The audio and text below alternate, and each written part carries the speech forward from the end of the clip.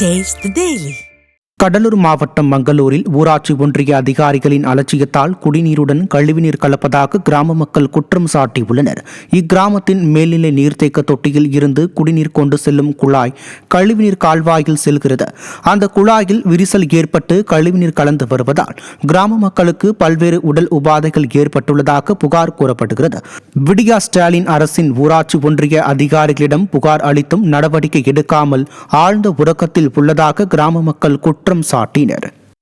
டேங்க்ல இருந்து ஒரு 500 குடும்பத்துக்கு வந்து போயிட்டு இருக்கு. இது வந்து பாத்தீங்கன்னா ஃபுல்லா வந்து புழு, சாக்கடை தண்ணி எல்லாம் கலந்து வந்துகிட்டு இருக்கு. இது சம்பந்தமா வந்து மங்களூர் யூனியன் தான், இது யூனியன் பிடிஓ கிட்ட கொடுத்துருக்கோம். 2 வாட்டி பெட்டிஷன் கொடுத்தா 2 வாட்டியுமே வந்து அவங்க வந்து அதுக்குண்டான சரியான ஒரு தீர்வு எங்களுக்கு எடுக்கல. இந்த தண்ணியை வந்து நாங்கள் குடிச்சிட்டு இருக்கோம். அவங்க வந்து இந்த தண்ணியை குடிப்பாங்களா?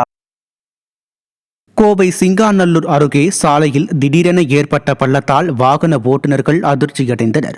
உப்பிலிபாளையத்தில் சாக்கடை பணிகளுக்காக தோண்டப்பட்ட பள்ளம் சரியாக மூடப்படாததாலும் குடிநீர் குழாயில் ஏற்பட்ட உடைப்பு சீரமைக்கப்படாததாலும் பள்ளம் ஏற்பட்டதாக கூறப்படுகிறது.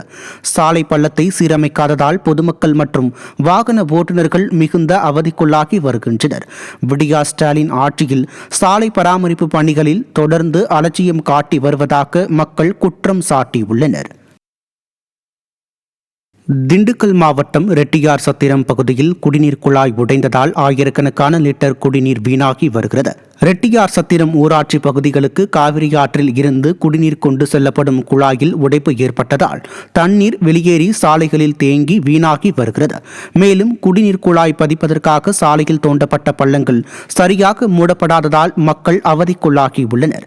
அரசு அதிகாரிகளிடம் புகார் தெரிவித்தும் சீரமைப்பு பணி மேற்கொள்ளாமல் அலட்சியம் காட்டி வருவது பொதுமக்களிடையே அதிருப்தியை ஏற்படுத்தியுள்ளது.